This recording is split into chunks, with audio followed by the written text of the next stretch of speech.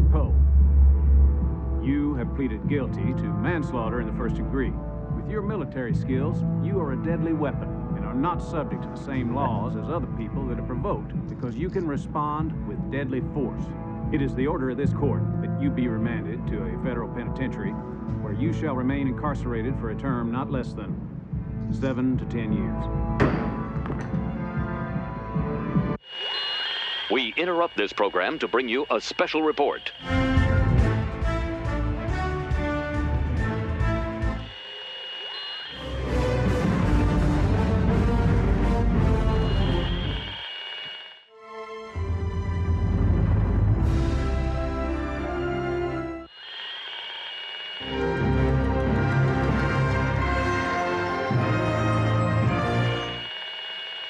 This is Cheapseat Reviews.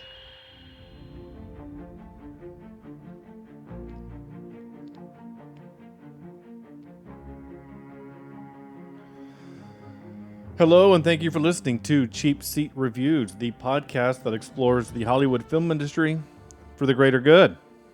The greater good. Oh, thanks, Andrew. Greater good. Oh, that's not Sam. That's creepy. This is episode 321, all the way to Boone. And tonight we're talking about Con Air. Con Air. That's right. I am Sean Allred, and joining me tonight is Andrew is out saving the whales or recycling his sandals. Jimison. That sounds about right. Yeah? Okay.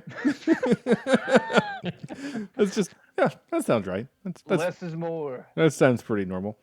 And that voice, of course, you're hearing is not Sam. Sam is taking another week off. His wife had some stuff happen medically, and so he needs to be home doing not this. So with us tonight is Stephen, always hides from the police on top of fire trucks, Everett. Please call me Steve. I will. Well, yeah, of course. And John Cusack is my hero. Anyway. Is he? That's good. That's good to know. Yeah. And of course, with his intro, with that, I am financially obligated to do this. Steven. There you go. I thought you'd forgotten I was going to sing it. No, that would have been great. Can you take it down the octave though? Yeah. I can sing all the parts at the same time, which is pretty cool. Oh, that's pretty great. I'd love to hear that. Just as good as my rapping skills, by the way. Do you have is this a pen in your hand? Yeah, I was just noticing that. It looks like a cigarette while you're holding that. Honestly, I was like, are you whiskey. ripping darts on the podcast now? No. That would be an Apple Pencil. I have a pen. I have an apple. Okay, sorry. I have 5 of those. Oh. Well, I hope you got a good deal on them or something. This is Con Air, 1990-somethings, 1997's Con Air, with, of course, starring your guy, oh my gosh, my John Cusack. I got John Cusack. Nicolas Cage. My gosh, that was hard. That hurt. John Malkovich. This is mostly a John Malkovich movie. Yeah, you're kind of right. This is definitely a movie where the villains are more highlighted than the hero. Yeah. That's definitely a thing. Honestly, it's got a really good cast, even for 97. John Malkovich, Ving Rhames, Dave Chappelle, Steve Buscemi only has like 4 lines. Danny Trejo, who still looks like he's 60. Yeah. MC Gainey, and then a bunch of Cole Meany. Cole Meany, yeah. Of course, he's gonna have to be our Star Trek connection for the episode. And of course, like you mentioned just a minute ago, John Cusack. And my gosh, so the reason why we picked this movie simply is because whenever I have Stephen on the show, I like to pull out movies that he and I watched as children. Well, this was in 97, so we would have been in the high school. Stephen, I think you were still in elementary school, but that's fine. You're younger than you? I like to, Sam is our old guy. I guess you get to be the young guy on set today. 36-year-old young guy. Yeah, that's right. But this is one that you and I feel pretty confident you and I watched about 1,000 times. Oh, 100%. Yeah. I honestly, watching this again for this, like halfway through, I was like, what are you doing? Like, you can quote the rest of this movie. It's like Monty Python and the Holy Grail at this point. I was like, Yeah. stop watching this movie. Yeah. Yeah, exactly. I mean, it's like most of the other movies that you and I have done for the show. It's like, do we really need to rewatch Die Hard? No, but do we want to? Yes. Yeah, for sure. Yeah. But I don't hold Con Air in the same regard as Die Hard, but it is close. You're right. No, you're right. No, it's not. And honestly, I don't even hold. I mean, Con Air is my third favorite. Probably my third favorite. Third favorite movie of all time? No, my third favorite Nicolas Cage movie of all time. Wait, let me guess the other two. Okay. Raising Arizona. No. Oh, wow. National Treasure. No. Yeah, now that you think about it, though, it's a pretty entertaining flick. No, National Treasure. I do kind of have a warm place in my heart for National Treasure. National Treasure might be like fourth. Yeah, okay. Honestly. Wait, so not Raising Arizona. Wait, what about, is it Snake Eyes? I do like Snake Eyes, weirdly. Oh, no. It's that Gone in 60 Seconds movie. Oh, yeah. That actually might be number 2. It is. Wait, it's not like Ghost Rider for no, some weird reason, is it? No, gosh, no. I can't believe neither one of you said The Rock. Oh, yeah. Yeah, The Rock was number 1. What I was gonna say is number 2 is Spider-Man Into the Spider-Verse. Okay. Because okay, I'll give you that one. Because his version of noir Spider-Man is amazing. I mean, that's the best thing that he's ever done. I mean, like ever, right? Like when he's in the cave and there's wind blowing, and he goes, "Why is there wind blowing? We're in a basement." And he's like, "The wind always blows where I am." You know, he's great. Anyway, he's Nicolas Cage is a national treasure. Sure. And no, those I haven't seen Ghost Rider 2. I think honestly the second Ghost Rider movie is like the only Marvel property I've never seen. The people who made Ghost Rider 2 are the only people who have ever seen Ghost Rider 2. Yeah, you're not wrong. Have you heard? Do you know my theory about Nicolas Cage? No. Okay, so basically, you know, his uncle is Francis Ford Coppola, and so nepotism got Nick Cage in the door early on. But he was talented. And the thing with Nick Cage is most careers, he's basically Benjamin Button. Like right out of the gate, he's in Leaving Las Vegas. Thank you, Elizabeth Shue. Incredible. You're wonderful. Nicolas Cage did a decent job in that movie. He won an Academy Award. And then he was like, all right, well, I started at the end. And so he just was like, all right, well, then I'll just do the reverse. And that's what he's done. And just every year he's in a worse movie. Yeah. And now he's straight to Netflix. Yeah. And it's just like everybody's dad is like, well, they're not that bad, you know, and that'll be us soon. Like we'll be apologizing for the next Nicolas Cage to our grandkids. Pretty soon he'll be wearing khaki pants and a red shirt in a State Farm commercial. Well, no, I think that's insulting to Jake from State Farm. But ripped.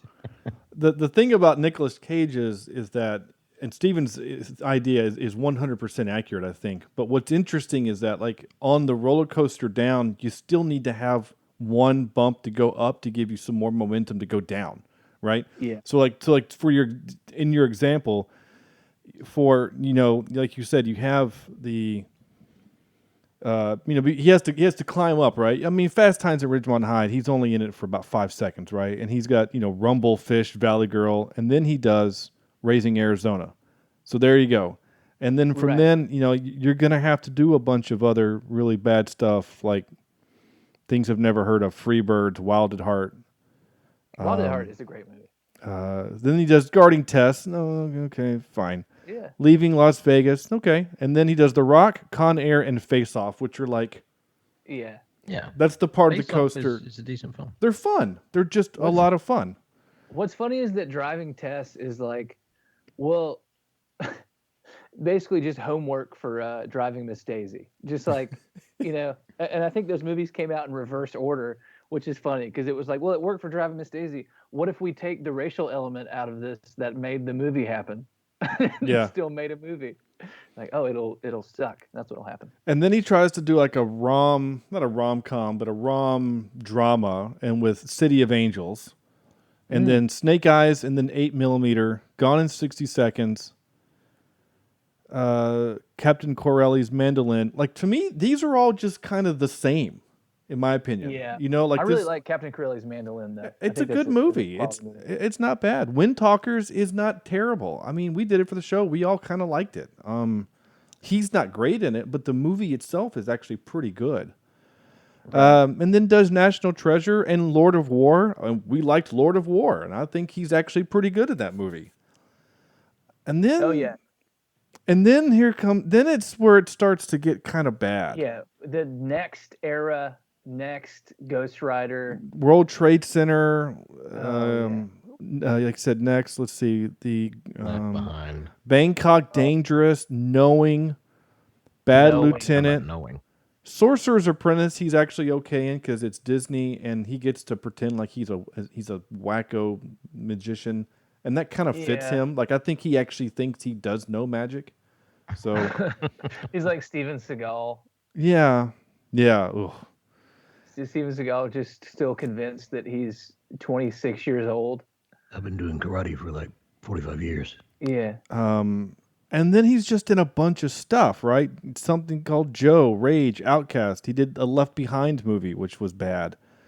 The Runner, Pay the Ghost, The Trust, Dog Eat Dog, Snowden, USS Indianapolis, Men of Courage. That's the one about the boat that goes down with and the honestly, sharks. like, yeah, I was so excited to see that movie got greenlit, or somebody was actually making a movie about the Indianapolis, because it's such a cool story. Yeah. And then I saw who it was, and I was just like, well, I'll wait. It's kind of like when Midway came out this past year, and then you see who's directing it, and you're like, well, never mind.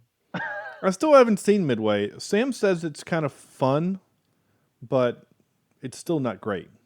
Dude, yeah, don't worry about it, man. It's an Emmerich movie. It's like this. It's like the rest of his movies. Oh, I forgot it was Nolan Emmerich that did it. Yeah, that's a director that has the same kind of career path, right? Like, he does Independence Day, and we're all like, yay! And then from there, it's just yeah.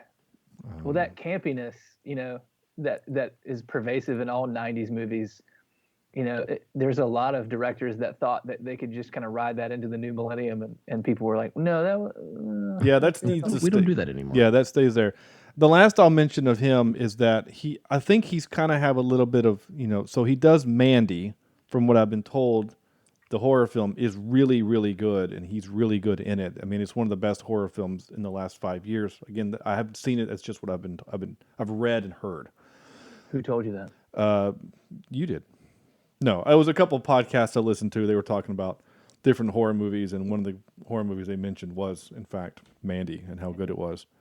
Him in Spider-Man and the Spider-Verse, he's really good in that. The Teen Titans Go to the Movies as Superman is really funny.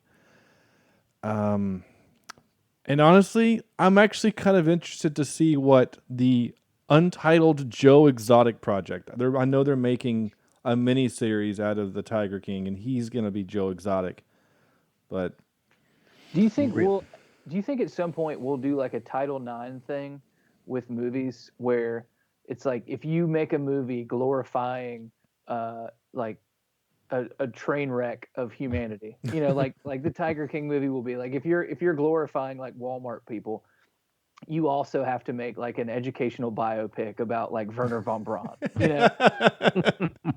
Okay, I like that idea. Yeah, you're allowed to sell the popcorn and do the blockbuster picks, but you also have to like greenlight some passion projects about the third world and like dolphins. Yeah.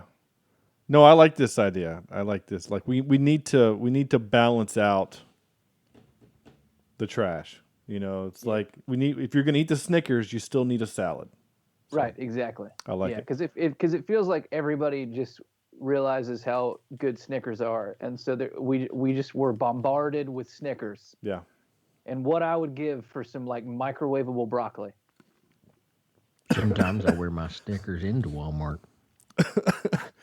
Sorry, you caught me off guard with microwavable broccoli. Yeah. Anyway, Con Air. So, yeah, we haven't done kind of a lot of our normal stuff with a script, but I don't really care. It's, Steven's here. We're going to do whatever the hell I want. You hear that, Andrew? So, yep. Andrew, do you got a 5-word review? You want to smack us in the face with your 5-word review? Ooh. Wait, me? Andrew. Okay. Oh. Yeah, I do. Yeah. Here it comes. Here it Ready? comes. Yeah. Buckle up. Nicolas Cage is the worst at everything that he does. Nicolas Cage is my Ben Stiller. No, that's right. I forgot you kind of hate Nicolas Cage. This movie, I couldn't even enjoy. I rolled my eyes out loud a few times. Mm-hmm. And do you think if you subtracted the quote unquote Southern accent, do you think? Oh, accent aside, this is still terrible. This I think- Southern accent, a little bit deeper, and he's Forrest Gump. Yeah, I think accent aside is probably the direction they gave him when they started filming this movie. Hey man, accent aside, don't worry about that. I mean, it wasn't. I've seen this movie before, but I remember not thinking it was all that great. It's just action and more action on top of action with some explodium and, planes. That's it. Wait, and the sick car, Calm Meany's car is super nice. Yeah, the vet. Yeah. Oh, and then Steve I don't Buscemi. think anybody in this movie other than John Cusack was a good actor. I mean, they're top-notch people. They've done fine things. Yeah, but I Ving felt like Rhames. this was I'd a watch buddy- Ving this was Rhames be Ving Rhames. This was a buddy film where they just got together and had fun blowing stuff up. That's how I see it. I You can't can disagree. It's okay. No, I actually don't really disagree. I disagree on. I agree with everything you say, except that I still love it.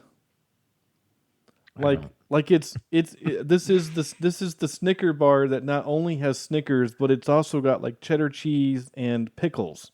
Like it's got all this weird stuff that doesn't really fit together, and yet I still love it. See, this is the grandpa wearing a string bikini in Walmart for me. That's what this is.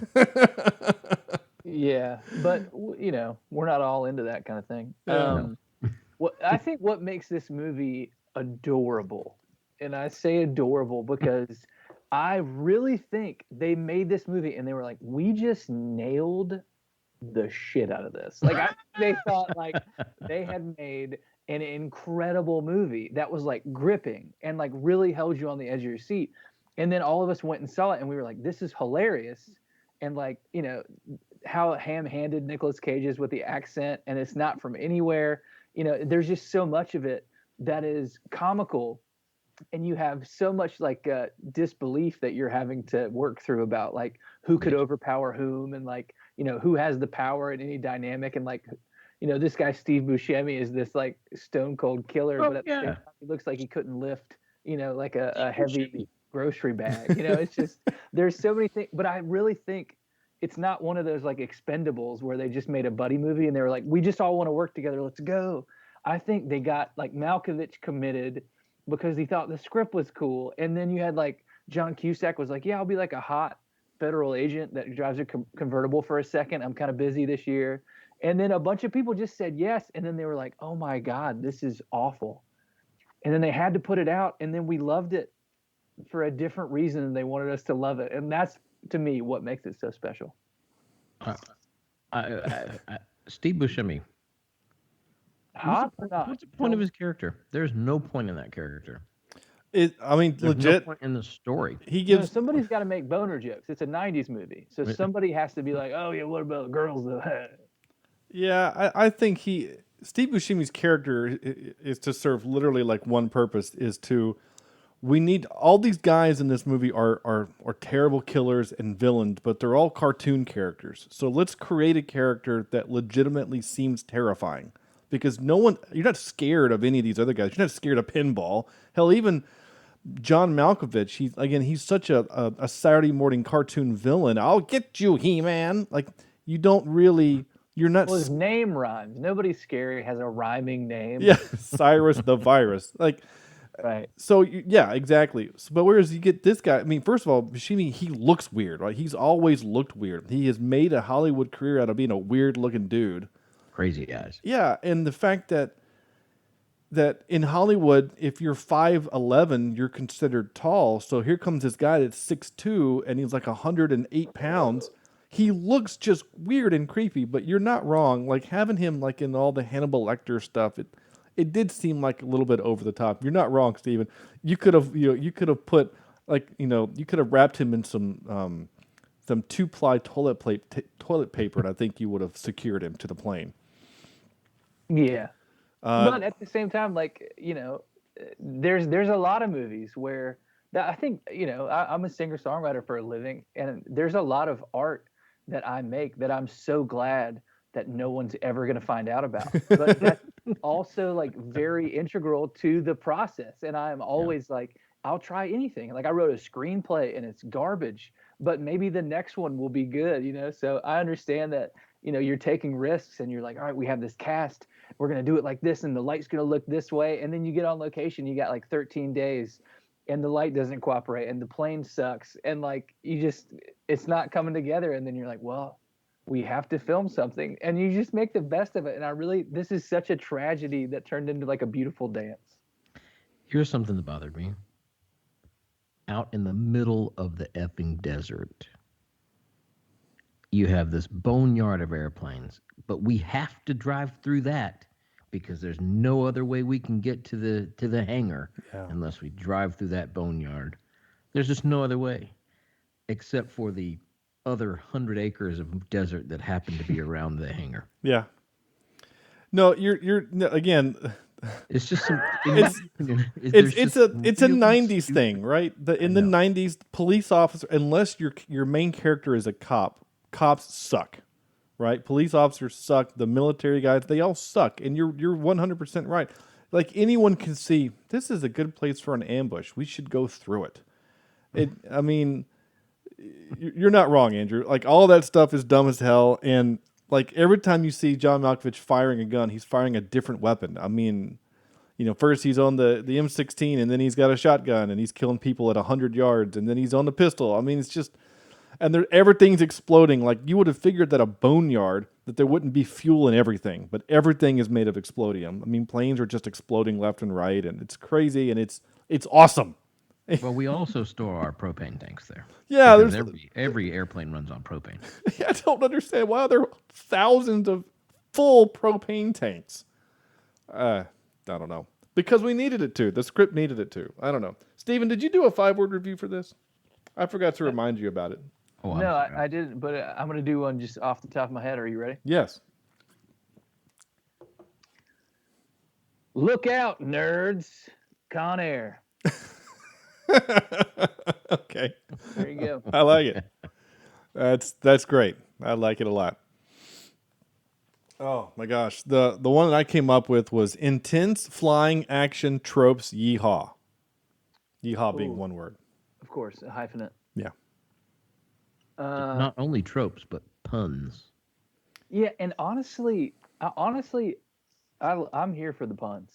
And I love the fourth wall kind of like being brushed up against, and just like a moment where they linger and kind of like, this is for you guys. I also kind of am endeared to the fact that this movie is not a movie of dialogue. It's a movie of one-liners. There's almost very little true just dialogue between people. It's just one-liners. John Cusack sees Poe for the first time, and he's like, he says the joke, and he's like, "That's a joke. I'm glad you told me." I mean, it's just like, that's not dialogue. It's just one. It's just zingers off of each other, and I love the movie for it. I know, Andrew, you're not a fan, and that's fine. And honestly, would this movie be better with someone else in the lead? Yeah, it would be. Would it be as fun? I don't know. Maybe not. I mean, in '97, I don't think that would fix it though. But if say you put Bruce Willis in the lead in '97, forget the accent. We don't need the accent, the Southern thing. I mean, that was my first note. My literally first note was, okay, let's just get it out of the way. Yes, his accent sucks. Right. Well, it's great if he's from like Savannah and is going to engage in a debutante ball. Yeah.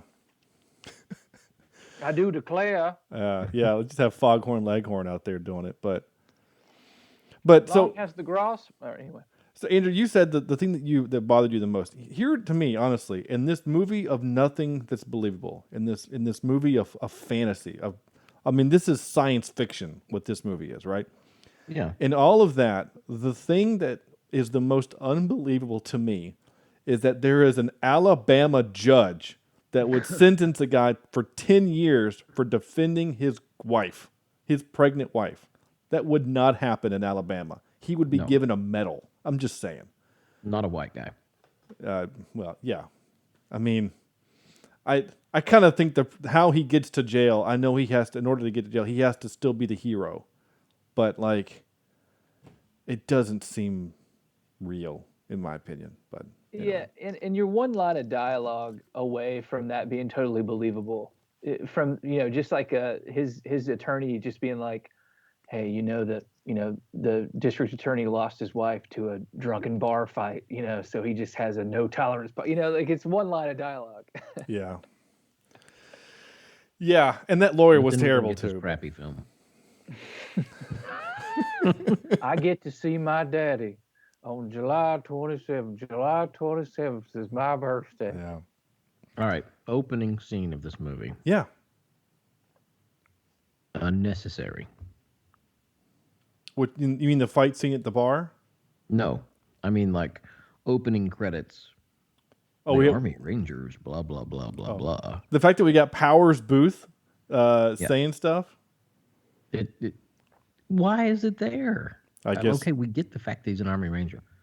We all know how cool they are. I'd love to meet one. Love to hang out, maybe. They all look like Nicolas Cage. No. That just ruins it. That is the other thing. It's tough to look at Nicolas Cage and then hear the judge in that opening scene be like, "You're a lethal weapon. We, we can't just let you walk the streets, you Adonis." Yeah, but I mean, he did. When he was just wearing that wife beater. I mean, he's a big man, Cage, and he's got some big guns going on. So, but no, you're not wrong. The judge part sucks, and it's kind of frustrating and whatever. I don't care. It's dumb, but like, again, I said, my 5 words were tropes, right? Like, it's bad enough that he has to defend his wife, but what 3 idiots at a bar who, hit on the bar waitress, right? See a guy come up in uniform and go, "Yeah, we should pick a fight on that guy."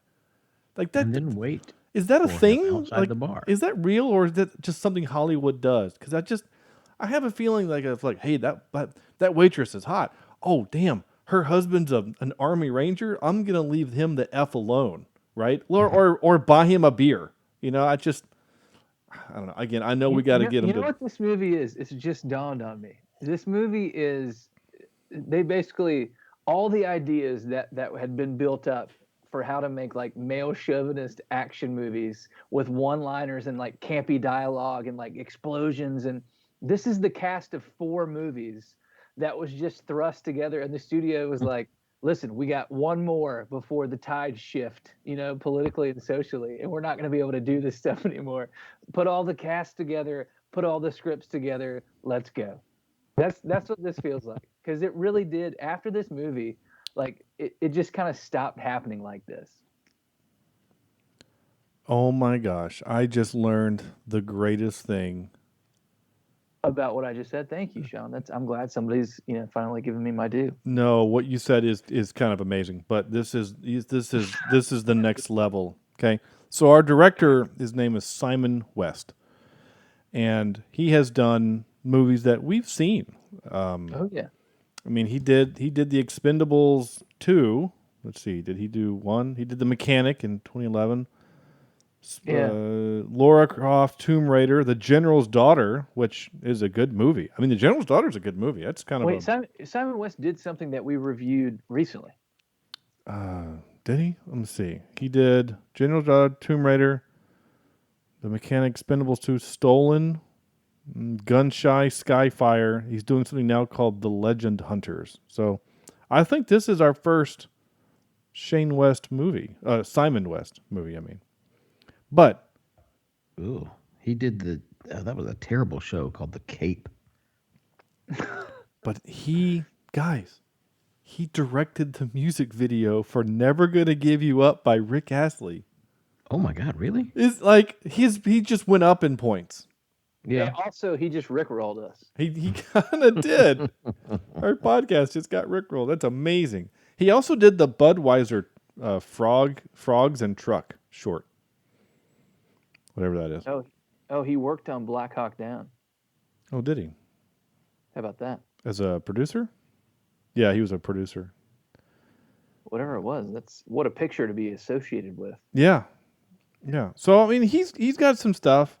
So, in some of the trivia in this movie, and I'm not going to get too far into the trivia, but I'll say this. And to your point, both of you have made the point, and I wanted to kind of wait a little bit about this trivia before bringing it up because I wanted to see if you guys were catching in on it, is that basically literally every day on set they were rewriting the movie. And there's one of the trivia, John Malkovich. That's not surprising. Yeah, John Malkovich was unhappy during production because the script was being rewritten virtually every day, and he had no idea how his character was going to turn out. I mean, honestly, same. Like I've seen that movie 50 times, and I still like describe that character. I mean, he's like a nice guy, but he's like a sociopath, and he's like a criminal, but he's kind of like, again. He's also a genius. Yeah, I mean. Yeah, exactly. I mean, yes, there are moments where he has this really great dialogue, and then there's other times he has really bad dialogue, and it's super inconsistent, his character. But again, and you're not wrong, Stephen, what you mentioned at the beginning. This is not a Nicolas Cage movie. It kind of feels like a John Malkovich movie. I'm not saying I'm rooting for him to win, but I remember.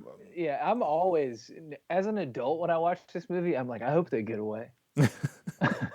I mean, that might have made this movie better.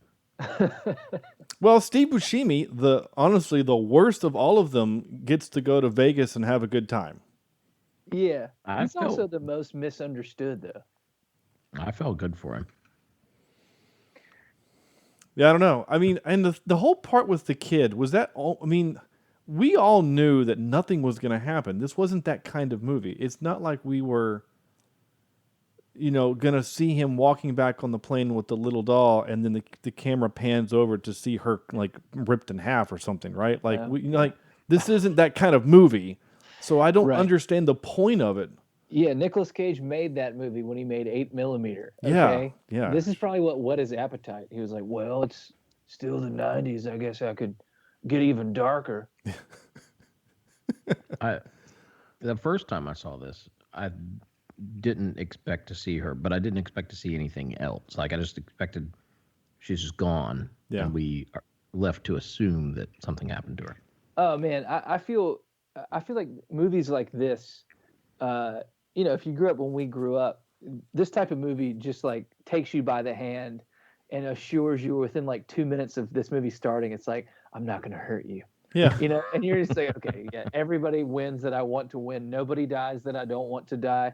And like everything's just cool. And you're like, yeah, that's this kind of movie. Yeah, exactly. Oh, here comes a rapist. And he's going to, hurt this female guard. No. Not really, and here's Bubba. Oh, he's dying from diabetes thing. Oh, he's gonna be okay. Oh, he gets shot, but he'll live at the end. I felt bad for the character because like he's suffering the whole movie and then he gets shot in the gut. But of course he makes it because you have to. I mean, it would make the movie. I mean, he was in Forrest Gump, so he still had work to do. Yeah, I mean, and he was. Well, this Forrest Gump was before this, right? Wasn't Forrest Gump 96? Right. Yeah, he's the one that helped train Nicolas Cage with his accent. He said, "Well, this is how Tom Hanks did it." Yeah. Well, according to the trivia, Nicolas Cage went to Alabama to perfect his accent. Oh my God. Yeah, well, he just didn't go long enough. That's called immersive learning. Like the thing He is, did not like, immerse himself enough.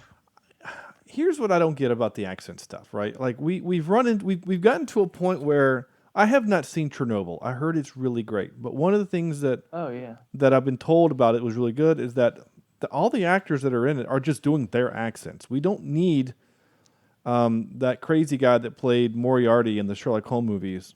He's British. we don't need him to do a Russian accent. Just let him be British, and it's fine. It's the Sean Connery aspect. I guess, but I mean, like Kevin Costner. I don't really care that Kevin Costner doesn't have a British accent in Prince of Thieves. I don't care. That's a problem. Yeah, I wouldn't care if he didn't sometimes attempt it.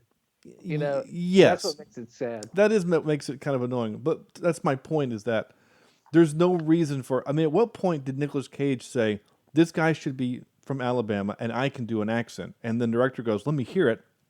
And then Cage does it, and he goes, "Yes, we should keep doing that." Because in '97, Cage, I mean, I guess he's big enough that he could kind of make these. No, I'm going to do this accent. I mean, just. Hey y'all, I'm gonna do this act, and they're like, "Oh God!" And you're gonna be method.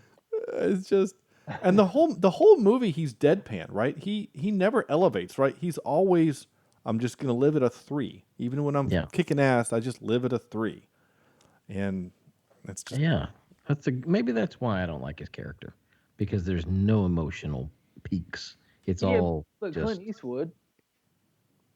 No, even Clint Eastwood has a. I mean, when he gets mad, he might not yell, but like his growl like brings up the intensity, and you get scared. I mean, that's also because he's a crazy old guy that talks to. When he gets mad. Well, okay, when and the times that he's not mad, you're like, oh, this is refreshing. He's not yelling at an empty chair. Is I'm always mad. Yeah. Right. Yeah, that's his whole thing. But no, I just mean like when he's in like Heartbreak Ridge, he screams, a command, and it's like, "Get over there." And you're like, are they supposed to hear this across like a canyon? Yeah. Clint Eastwood? He's like, "Go ahead." I see what you're saying. Yeah, it's like his growl. But I mean, like the biggest emotional moment in the movie, the kind of Popeye moment in the movie, is when Baby O gets shot, and Baby O's lying there bleeding out, saying, "I don't think that there's a God." And he goes, "Well, I'm going to show you God does exist." Like, this is his Popeye moment. But he delivered it like I just did. "I'm going to show you God does exist." And he gets up. I mean, he takes a round in the arm. He just keeps fighting. Like, it's a cool scene, but give me some emotion. Emote. Yeah. It's fine. Okay. I still don't care. I still like the movie a lot. Yeah, honestly, same. And that's because they shoved all these people together, and they were like, "Listen, we ran the analytics, and there's a 0% chance that men won't like this." I mean, honestly, the only thing that they were missing, because this is a dude movie. This is really a dude movie. Oh my God! There's only 1.5 girls in this movie. I'm not counting the Sally can't dance character, the dude that dresses up in the dress at the end. But like, well, I think that's dismissive. But go on. No, no, that's his name in the movie. No, I mean that you're not going to count. That's why he's half. He's a half. His character name is Sally Can't Dance. So anyway. Listen, the last time we, separated the worst of people into fractions, it didn't go well. So let's just counter. Fine. So we ended up at the Electoral College because of that. You're very right. So you got one woman. Oh, there's 3 women in the movie, right? Like, there's his wife, who has very few things in this movie, and I always kind of had a crush on her when I was. Yeah, what movie was it? Like Chasing Amy or something like that? No. What movie was she in? She's in Patch Adams is the other thing that I remember her she was from. Something before that. You're thinking of January Jones and. So before this, she's in Bulletproof as Biker's Woman, and then after this, she's in something called A Cool Dry Place, which is where I keep my rice. The Very Thought of You, Heaven or Vegas, Without Limits, and then Patch Adams. Along Came a Spider. She was in Saw. Yeah, Along Came a Spider was actually a pretty great movie. Mm-hmm. I was thinking of. She's in Parenthood. The Very Thought of You. The very Thought of You. I've never heard of it. Yeah. Oh no. I was thinking of I'm with Lucy. That's what it is. I got that confused with Chasing Amy. Hey, how much money do you guys think you spend a month on Instagram ads? Like targeted Instagram ads that you're scrolling through, and then all of a sudden you're like, "Oh, maybe I do need those pants." I don't know. Someone did ask me though, just out of the blue the other day, if I washed my balls, On Instagram? and I thought, I just saw an ad this morning for ball wash. Like, is that a thing now? Oh yeah. Oh, there's like a whole industry around your privates. Yeah. Sorry, I don't know how we got on this. But I'm confused. Like, I'm not on Instagram enough to know anything. They're targeting people really well. Like I get ads for stuff that I'm like, oh, I didn't know that I needed that, but now that I see it, I do need that. Well, I mean, Instagram's owned by Facebook, and so those algorithms are going to be very similar. The scary stuff is like when I'm talking to my wife out loud about, Right. I really need a new pair of Skechers, and then within 5 minutes, Sarah's getting an ad on Facebook for Skechers. You know, like that's the fun stuff. Like, I'm on my 5th or 6th rewatch of West Wing, and all of a sudden I'm scrolling through Facebook, and there's an ad. I'm not looking at the top, and it's just a girl wearing a shirt. And I'm like, okay, well, I'll read the shirt. Maybe it'll be funny. Who knows?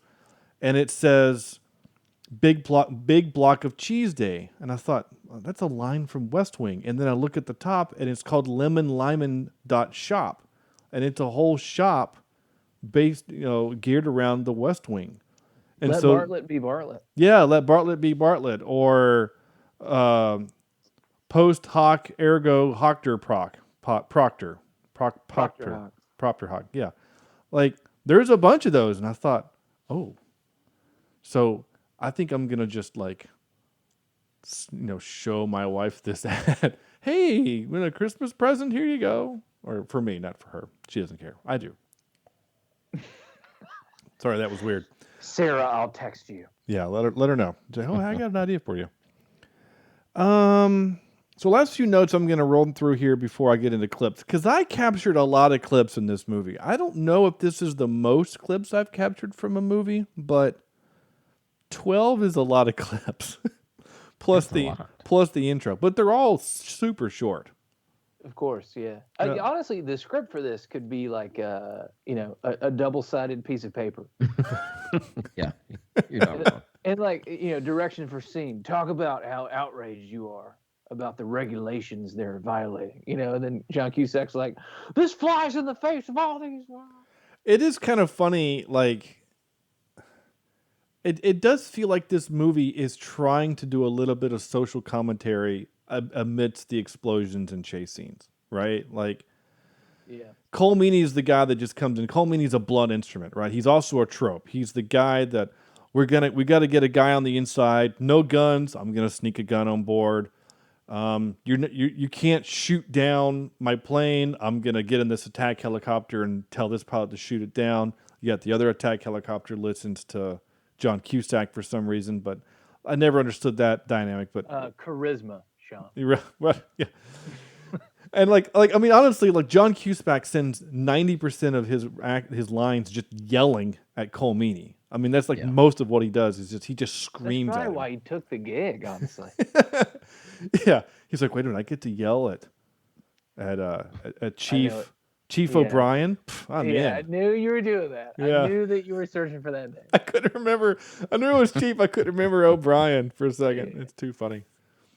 And there is a weird thing, by the way. This is a Star Trek side note, but like, it feels like for whatever reason, all of the engineers have to be Scottish. Like, Geordi is like he breaks the mold, because you got Scotty, who of course he's an actual actor, is Canadian, but that's not the point. You get Scotty, and then in the remake, before they get Scotty, it's engineer.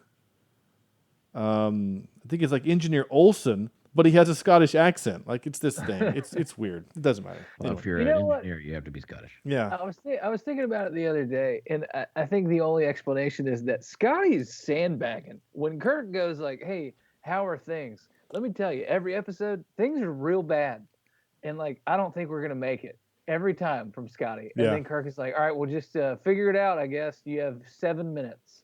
And then every time, like clockwork, Scotty's like, oh, actually, we figured it out, bro. In 6.5, yeah. Yeah, well, then you're obviously like, you're getting a little cavalier with how bad things are. Well, they actually do make a joke in one of the movies. The line is, he goes, I need, how long will it take you to fix it? And he goes, it'll take me 6 weeks, but since we don't have 6 weeks, I'll do it for you in 2. And he's like, do you always do your multiplication by factors of 3? And he goes, yeah, that's how I can keep my my reputation as a miracle worker. So like, they even make that joke even in the movie series. Is like, yeah, this is the thing that Scotty does. He's like, I need warp speed in 6 hours. Well, it'll take me 50, but I can give it to you in 2 or whatever. So yeah. Which I think it's great like one time for that to happen, but for it to happen over and over again, I think that's why our generation is messed up. No, and what it really is, and Andrew and I can attest to this. It's because he's a government employee. he is job security is what that is. It's 100% job security. My boss comes to me and says, I need this project done. Yeah, this will probably take me about a week and a half. And then when I do it in 4 days, he's like, oh man, great. Yeah. Right. Give me a raise. Under promise and over deliver. Yeah. At the same time, maybe we just find a situation for Scotty where he can invoice us for a normal project. You get it done as quick as you can. Invoice me for whatever you want. Yeah. Yeah. Well, if you do it in 20 minutes, you can have a 6-hour minimum invoice, Scotty. Yeah. You don't have to play us like this. We're not paying you for the time you took you. We're paying you for all the years of experience before you got to the job site. Exactly. We just need to get out of here before the Romulans turn us into womp rat pus. Turn us into what? Womp rat pus. Oh, okay. I made Star Trek into Star Wars. Yeah, you did a little crossover there. I appreciate that. That's always great. I just wanted to say pus. Anyway, let's go. That's fine. So last few notes I'm going to mention before. I love the fact that okay, sorry, we got way off. My point also was like, I like the fact that this movie's trying to do the social commentary that John Cusack is like, these men are products of the system. Like you call them animals, they're still men. Like they're trying to do this thing. That was kind of a point that I was making a few minutes ago. So, anyway, so I think it's funny, some of the other stuff that they did, some of the sight gags that they did. Like, for example, when he goes, I need a plane, and the guy goes, if you got a fast car, you could just drive there, right? And so he goes, and it's hard to imagine that this guy Larkin, who wears this white suit, who goes to work at a prison where everything has to be by the book, certain way, drives this just shit car. But then he's like, hold on a second, and he looks at his shit car, and then he looks at the vet, and then looks back at his car and looks at it. Like, it's a funny gag, and I laughed this time. Yeah, I appreciated the gag. Well, I think that's what movies like this are. What bring us closer together as people.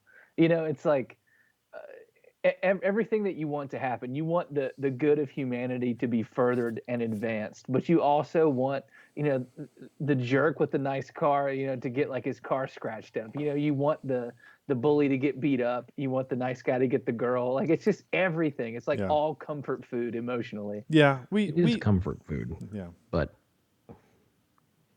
some comfort food I eat and I don't like it. You're not hungry for it. We get it. I mean, karma, we honestly like karma in our movies because so much in our real lives, we don't get that gratification of karma. Guy cuts you off, speeds, puts an old lady into the guardrail, and you don't see that 50 days from now when he does it again, he's going to get pulled over. You don't see that. So, like, we like that in our movie because, there's the karma. There's our gratification. We missed it in real life because that's usually what happens. Or like our boss sucks, and then so like when you're finally like, he gets called into his boss's office. Haha, he's finally going to get his comeuppance. Oh no, he got a raise and a new office. Okay, So we're projecting. Yeah, maybe I don't know. Yeah, and that's a great equalizer though. Everybody's boss sucks. And I'm self-employed. My boss sucks. Like all of us that are self-employed think we suck. So like everybody's boss sucks. It's a unifying phenomenon. If my boss is listening, he doesn't suck at all. You're the best ever. I don't think he listens to this show though, so that's okay. He probably sucks.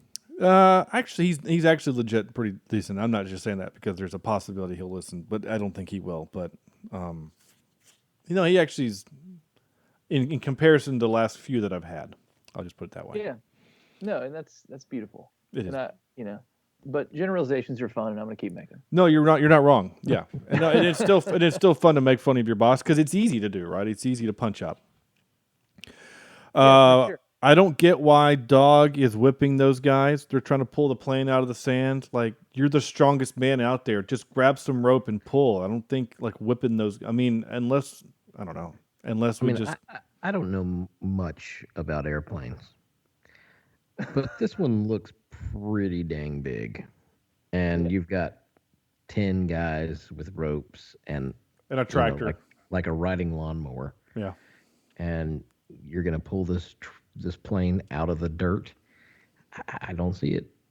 We do give criminals a lot of credit for knowing how to do.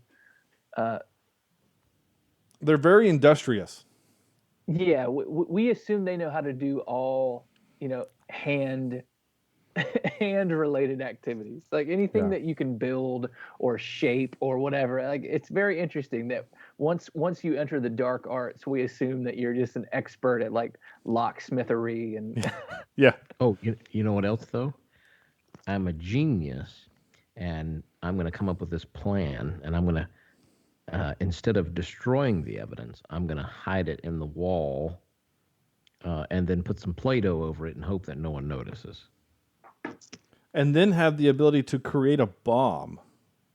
Out of what? Where did that come from? Like the liquid. Honestly, Stephen, you know what it looked like? It looked like a smaller version of the bomb they used in Die Hard 3. Oh, with the fluids? Yeah. Yeah. Yeah. Was it prison hooch? What was that? I don't know.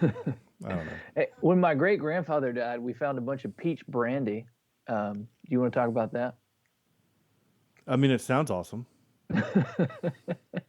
No, it was we found it in these frosted glass reservoirs in his shed, and it looked exactly like the bomb from Die Hard 3. Nice. the one that turned out to be pancake syrup.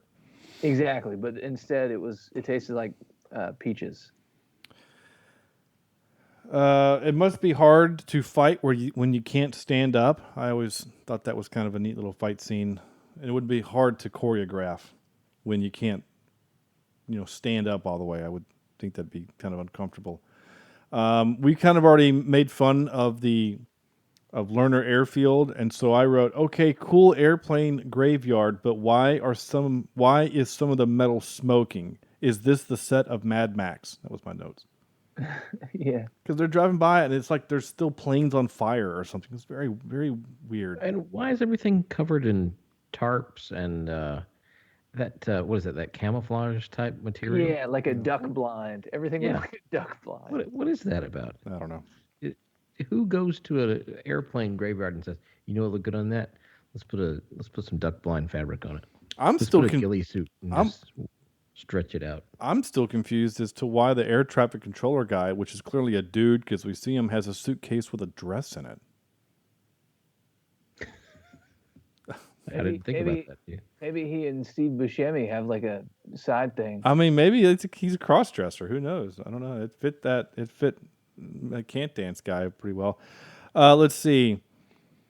He did tell him that the last guy told him to have patience. He burned him down and bagged his ashes. So that's a little bit of a little foreshadowing there.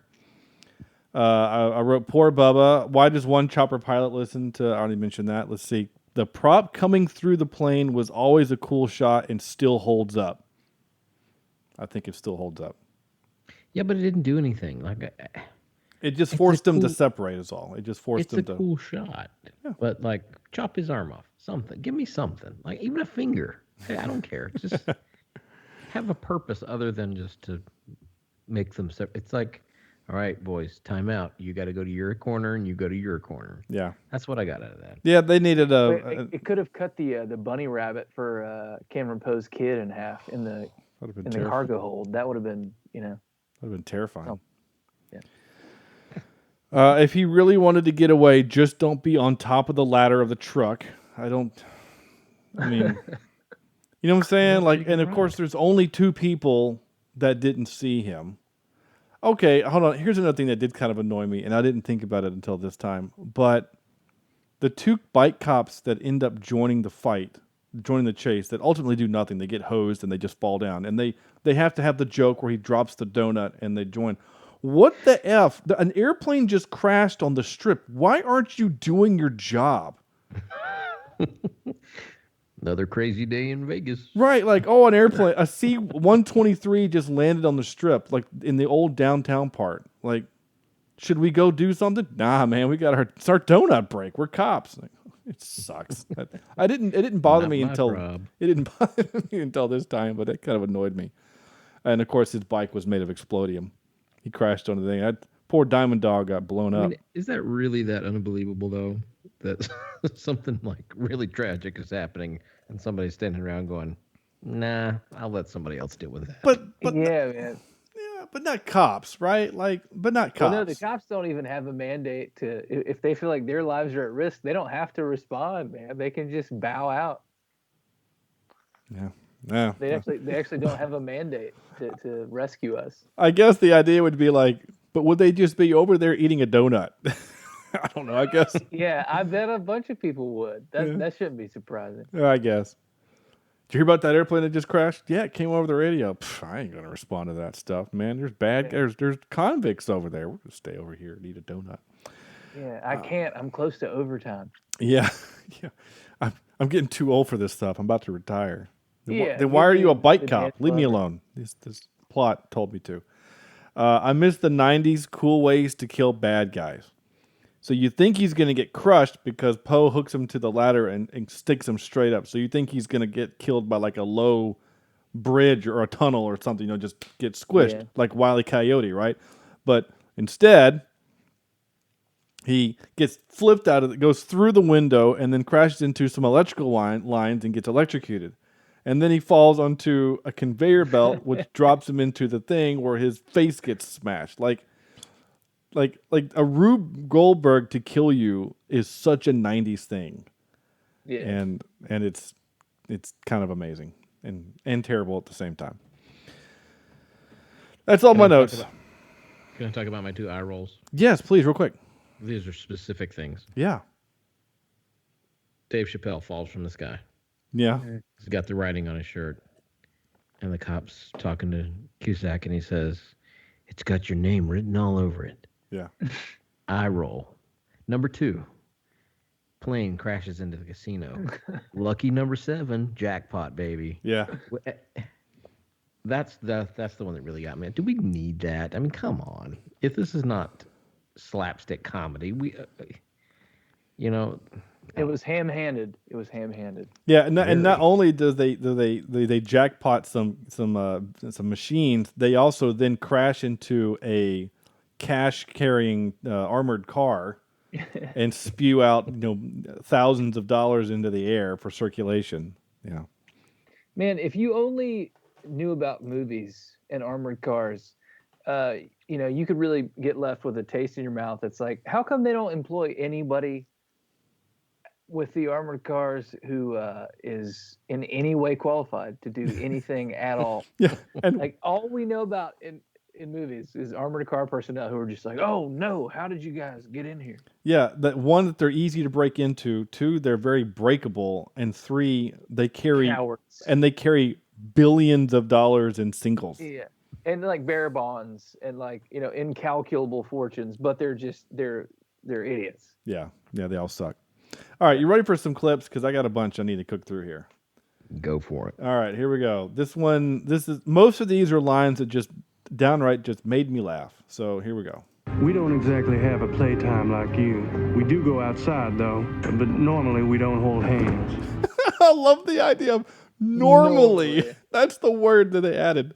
Normally we don't hold hands. As in, there are exceptions to the rule in which we do hold hands. Sometimes you get made into a bitch for someone. You have to hold his hand. So we're getting the intro of the characters of the bad guys, and I captured Diamond Dog's whole intro just because it made me kind of laugh. And who is that good-looking brother on screen? Nathan Jones, a.k.a. Diamond Dog, former general of the Black Guerrillas. He blew up a meeting of the National Rifle Association saying, and I quote, they represented the basest negativity of the white race.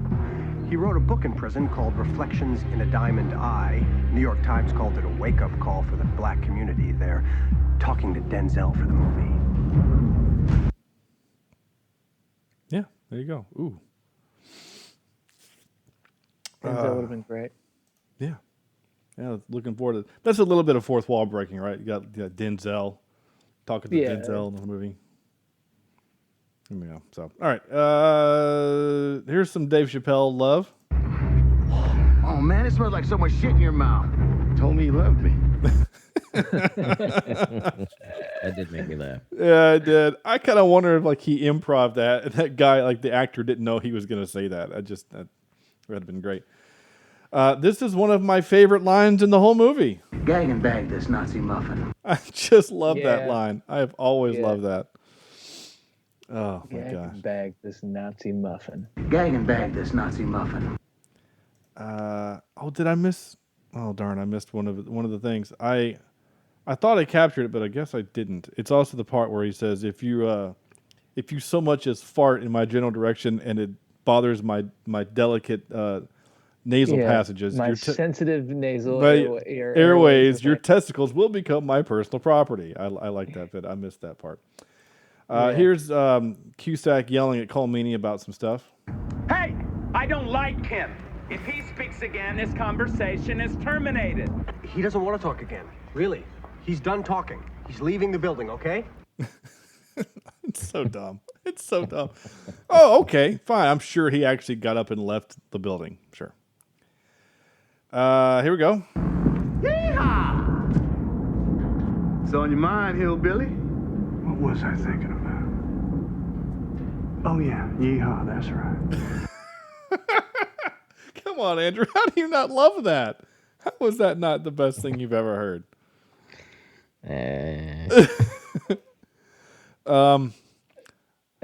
Okay. I hate to say this because my mother-in-law does it, but I always kind of hate it when people add the word R, the letter R in car wash. It always. Oh yeah. Car wash. Oh, okay. Here. I get 10 feet from the car wash and then pow. Car wash. Yeah. Drives me crazy.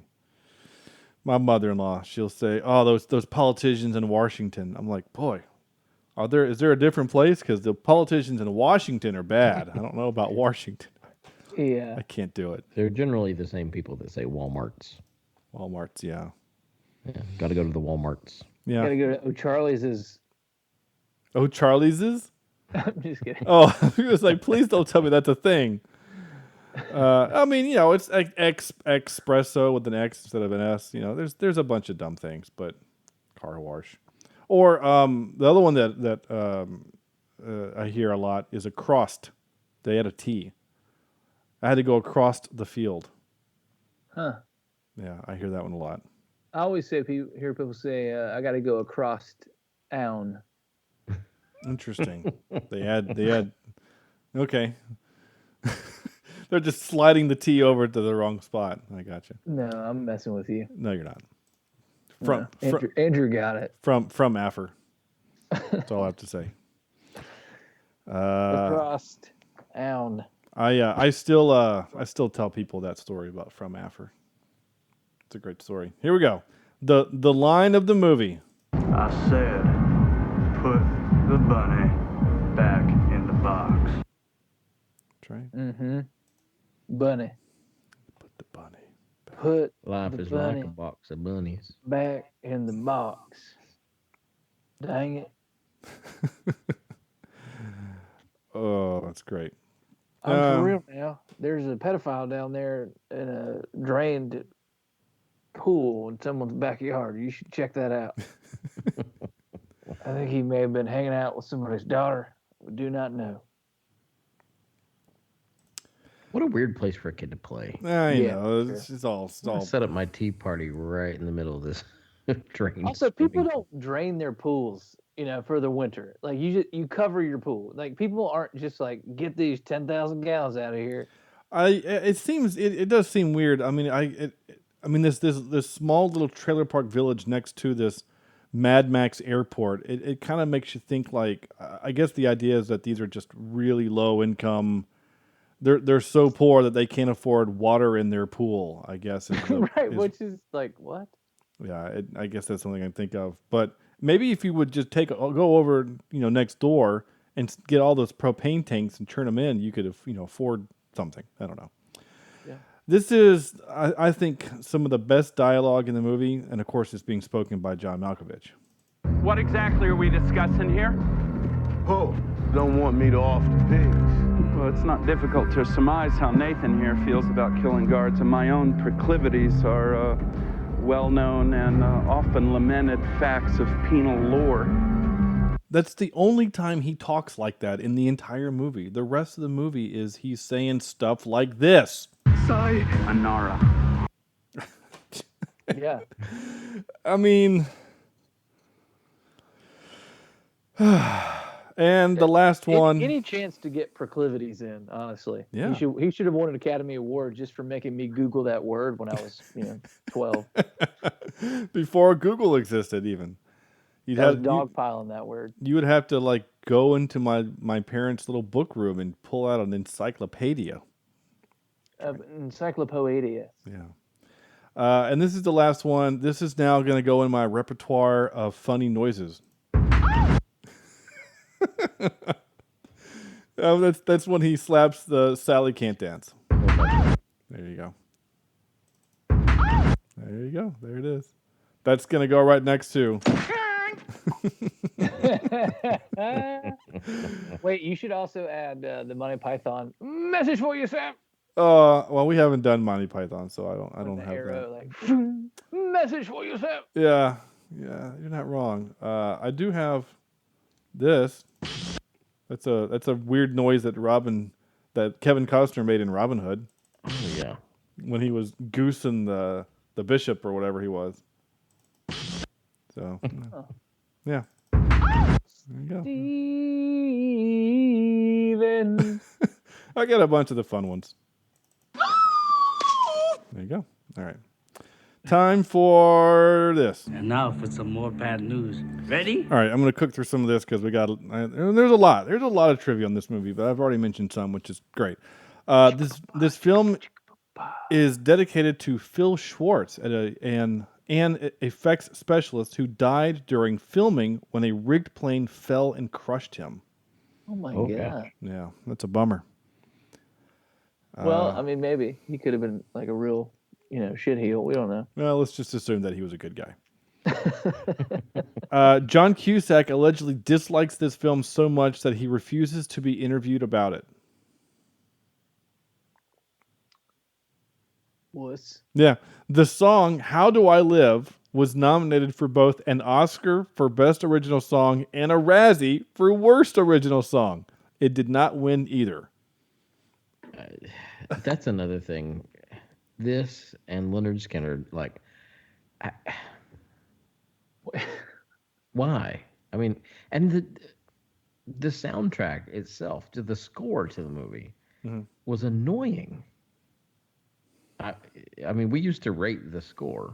Yeah, we used to. But I would give this one an A for just annoying as hell. Well, this movie also suffers from the fact that it had two different composers. They had the first guy who had to drop out for I can't remember why, and then they brought in somebody else. So I mean, there's two composers, and that makes sense. I mean, it's a Bruckheimer film, but it doesn't really have the Bruckheimer. I mean, it's not Hans Zimmer, so there's not a lot of that driving. It's just a lot of,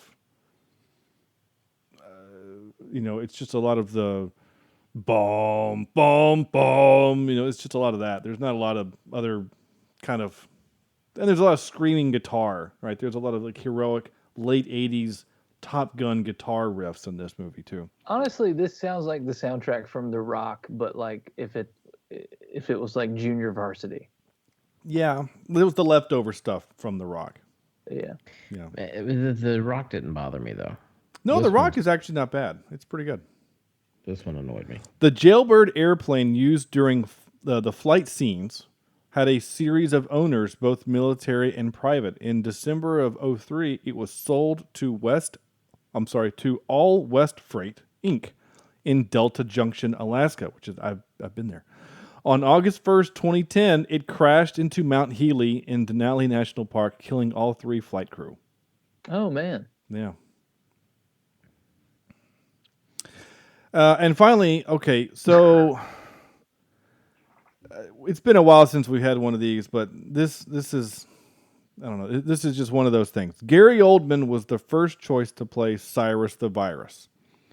Kevin Bacon, Alec Baldwin, George Clooney, Robert De Niro, Michael Douglas, Richard Dreyfuss, James Gandolfini, Ed Harris, Rutger Hauer, William Hurt, Michael Keaton, Michael Madsen, Jack Nicholson, Sean Penn, Ron Perlman, Tim Robbins, Tom Sizemore, John Travolta, Peter Weller, and Bruce Willis were also considered. So basically every male dude in Hollywood in the 90s.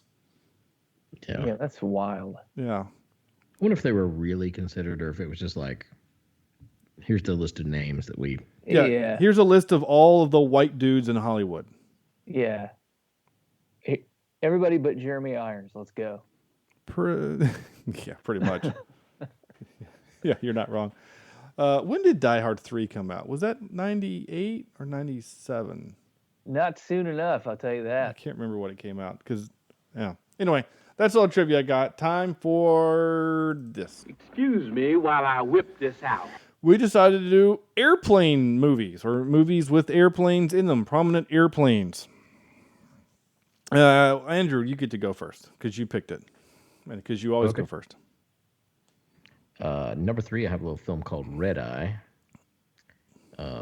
where Rachel McAdams gets to stab somebody in the neck with a pin, which is pretty cool. And then number 2, I have a really great film that I watched all the time with my dad growing up, Memphis Belle. Mm-hmm. And then number 1, the best plane movie of all times, Air Force One. There you go. Mm-hmm. Interesting. Get off my plane.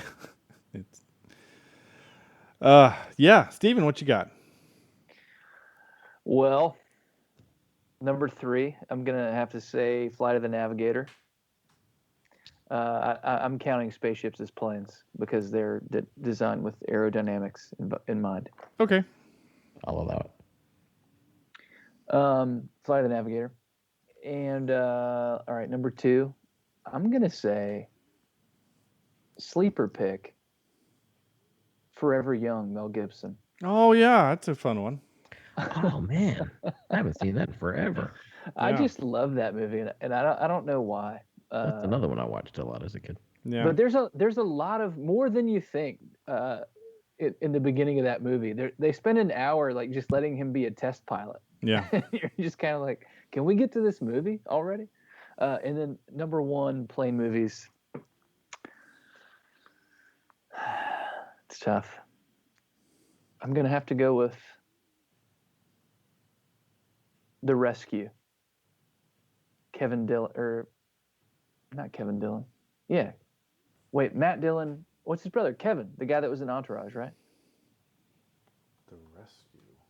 Yes. Is that Kevin Dillon? I think that's right. Seems right. It is Matt Dillon's brother. I know that much. I'm looking for Kevin Dillon. Yeah. Okay, The Rescue. It's like a. Never heard of this. You've seen it. It's an old movie, but it's like these kids and their dads are in the military, and there's some like Russian shenaniganery, and the kids they go on they get a plane is what they do. So what you're telling me is that Iron Eagle. Yes, it's similar to Iron Eagle, but children. A group of kids venture into enemy territory in an ambitious attempt to rescue their Navy SEAL fathers who were captured during a failed mission in North Korea. They sneak into North Korea. Yeah, don't worry about it, Sean. Okay? Everything's fine, and it works out. And there's some Bruce Springsteen love in there. It's a fantastic film. James Cromwell is in it. He makes everything better. And, of course, he's, the Star Trek. Yeah, I've never heard of this thing. This is crazy. Wow. It has a 5.6 rating on IMDb. Well, I don't know if that's good or not, but well, We've just established that this is the best plane movie that's ever been made. So maybe go check it out. I don't know if we have or not, but that's fine. That's okay. The Rescue. Cool. All right. Oh, yeah. You're gonna love it. Oh, okay. So I'm gonna change mine up a little bit because Andrew basically. Because The Rescue is on your list too. Well, no, because Andrew said most of mine. So I'm gonna go kind of old school with my plane choice. I'm trying to think of the other one. All right, so I'm gonna do with number 3 is I'm gonna do Memphis Belle at number 3 because I also love that movie. I think it's really good. I watched that in high school in my high school history class. We watched that. Yeah, really? Yeah, it's really good. Number 2, this isn't well. Okay, number 2, High Road. Shoot, I forgot what it's called. Stealth. No, it's called High Road to China. Oh, love High Road to China. It was one of those movies that my mom watched all the time. It's Tom Selleck, and he's trying to get his girlfriend, whatever, to China to her father, who was Wilford Brimley or somebody. I don't remember. I don't remember the movie much, but Diabetes Man. Maybe it might be. Yeah, Wilford Brimley. Yeah, he just passed away recently. My number 1, I'm going to do, it's not actually my favorite. My favorite would be Air Force One, but Andrew said it, so I'm going to change it up and do Flyboys, the World War I with James Franco. Yeah. And I like that movie. I think it's actually pretty. Is that the Franco? Yeah. Yeah. That's all right. He stays out of the way enough. Yeah, it's a good movie, and it's actually pretty accurate. I mean, there's not a whole lot of World War I movies anyway, because it's not a very sexy war to talk about, but because America wasn't in it for very long. But it's a cool movie, I think, and they actually do a pretty good job of depicting what it was like during air combat, for the most part. I mean, there's some CGI shenanigery that would. Shenanigery? That's not a word, but you know what I mean. Shenaniganery. Yeah, where basically like the planes would have blown apart had they been doing the maneuvers that they actually did. So that's fine. All right, that was cool. When they made them out of paper mache. Pretty much. I mean, yeah. And like those big bombers, you would actually have to walk out into the wing to pour fuel into the engines on the wing, like outside. Something on the wing. Yeah, that's just Bob putting gas in. Calm down. Bill Shatner. Jeez. All right. Anyway, this. Wait, what's supposed to happen? Out of 10, we're going to give this movie a score out of 10. And Andrew is basically going to tell us why it's not a 10. Well, it's not a 10 for many reasons. But if you also look at IMDb, the main poster, it has in order of the names, Nick Cage, John Malkovich, and what's his face? John Cusack. Yeah. But underneath that, they're not in that order in the pictures. Nick Cage is in the middle. Yeah, I don't know why. They're not under their names. That's problem. It's like a monogram towel, man. Problem number 2 is we've got Ving Rhames on the back holding 2 guns, shirtless. When did that happen in the movie? Just stop. So for those reasons, and because it's just a terribly acted movie. Oh wait, how did I miss? Wait. So do your thing. I missed something. Go ahead, keep doing it. Okay. I missed this one. Welcome to Con Air. I don't know how I missed that one. That's the best one. Yeah. Yeah. So I'm gonna give it a 4. All right. Because I don't want to watch it again. That's fine. You liked it. A lot of it's dumb. I'm trying to think. Let me go back and look. When was the last time you gave a movie a 4? The last movie you did a 4 was The Wizard of Speed and Time. Oh, yeah, it's right there with it. Oh, that is incorrect. Yeah, I mean, I actually liked that movie a lot, but okay, that's fine. All right, Stephen, if you've not watched The Wizard of Speed and Time, it's actually kind of magical. No, I haven't, but I'm a free agent, so let's go. Yeah, let's do it. What you got, Stephen? I'm going to give it a 6.9. All right. I can dig it. I have a lot of fond memories of this movie. I mean, it's all of the issues that we said aside, I don't really care. This movie is dumb and it's loud and it's explosive and it's kind of visually offensive, and Nicolas Cage's accent is offensive, and I don't care. I just love this movie. I want to go watch it again. Like let's do a live review of it like right now. Let's go. I could seriously watch this movie again. So I'm gonna give it a 7.5 because I have so much fun with this thing. So yeah, I don't care. It's just, we've done this before, Andrew, or Stephen, I should say, where we've had movies where we're like, yeah, we know it's not great, but we don't care.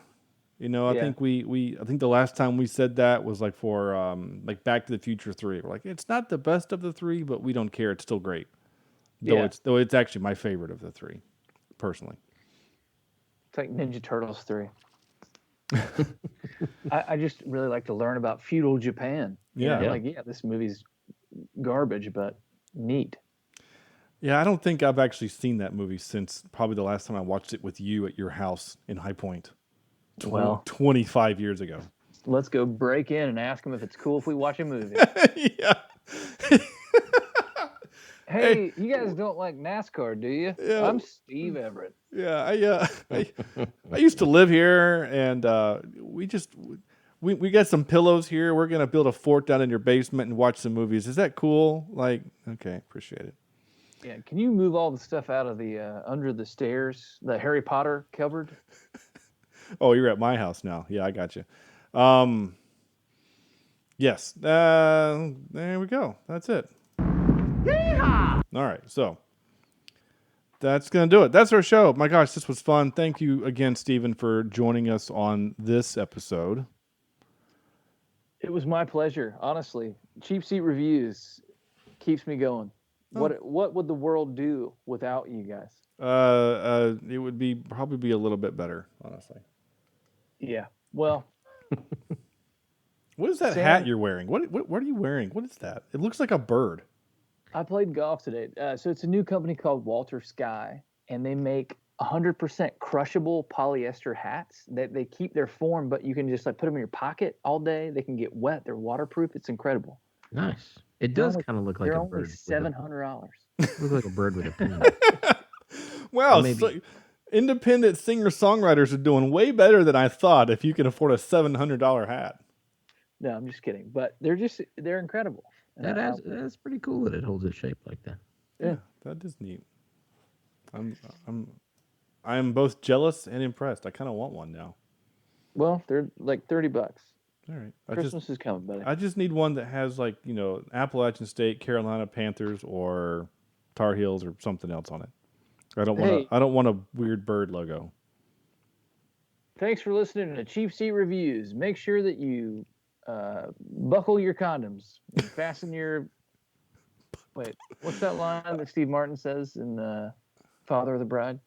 Oh gosh, I don't know. I couldn't tell you. Be sure to buckle your condoms. I'm pretty sure that's what he says. That sounds real. I declare bankruptcy. Stephen, what's your website in case people want to buy your music?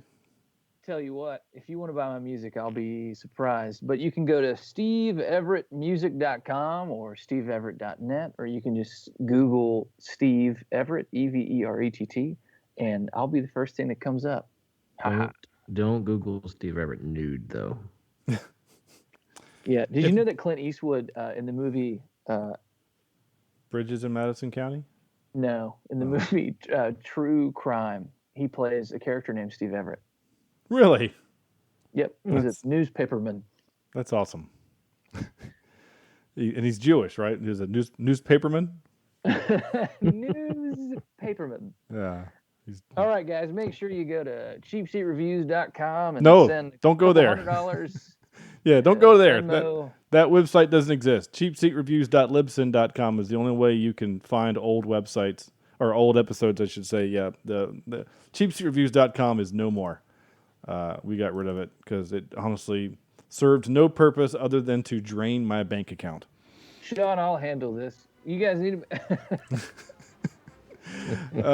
like us on Facebook, facebook.com/cheapseatreviews. Leave us a review, iTunes, Google Play, YouTube, Stitcher. Where else are we? iHeartRadio. Pretty much everywhere except Spotify. That's where we are. We'll see you at the Plasma Donation Center on Thursday nights at 6 p.m. Yeah. where we make our livings. Thank you for listening. Well, we are government employees, so we're at least state employees. So yes, at CheapseatCast is our Twitter. CheapseatReviews@gmail.com is how you can send us emails. If there's anything you want us to do for Christmas, please let us know. Like I said before, the only thing we got on the books is the Christmas Chronicles 2. Other than that, if there's anything you guys want us to do, we are more than happy to do that thing because, well, we'd like to hear from you.